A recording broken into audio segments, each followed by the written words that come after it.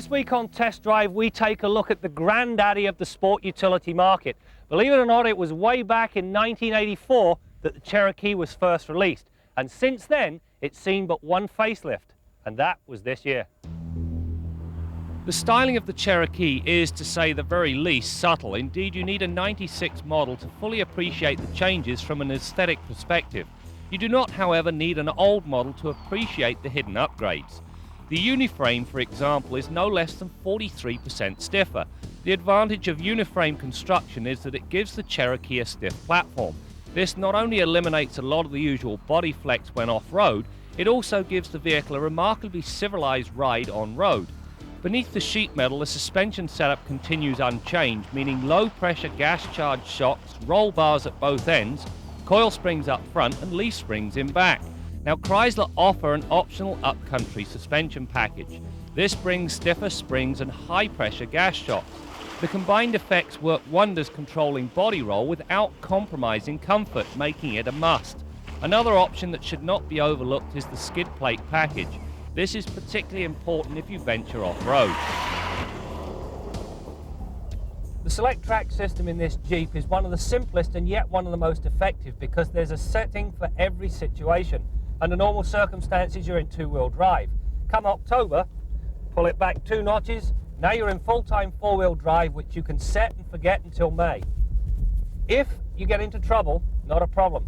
Push it forward 1 notch. Now you're into part-time four-wheel drive, which locks the center differential, and that will get you out of trouble.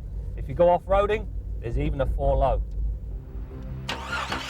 There are 2 engines available, a rather mundane 125 horse 4-banger and an inline 6. Obviously, the latter is the unit of choice.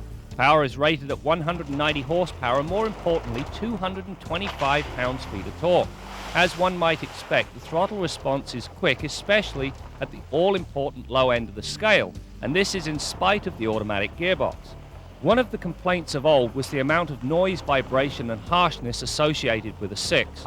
A stiffer block, aluminum pistons and a revised cam profile address these things reasonably well. The brake system is comprised of front discs and rear drums with an optional 4-wheel anti-lock system.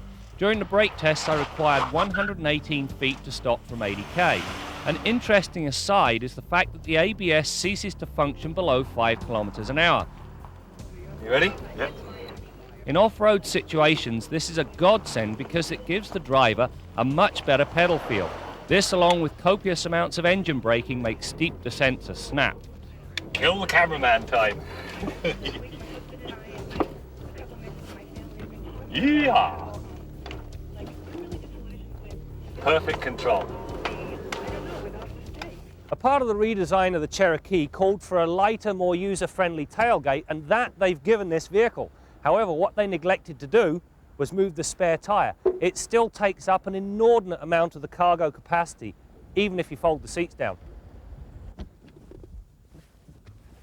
You know, the Cherokee still isn't the easiest vehicle in the world to get into because of the wheel arch.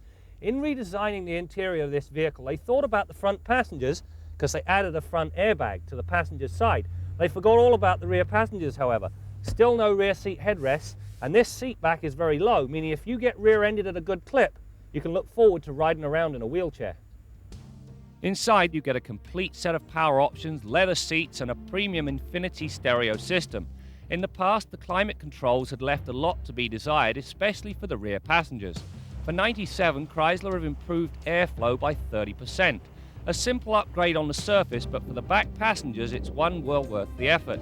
Now, all of this sounds rather hunky-dory until you get the price. The Cherokee has an as-tested price of $36,010. All I can say is ouch, and that I must be missing something. You know, there's a saying that says that a long journey starts with the first step. Well, Chrysler have taken the first step with the Cherokee. However, they still have a very long journey ahead of them if they're to catch the competition. That said, this thing is quite extraordinary off-road.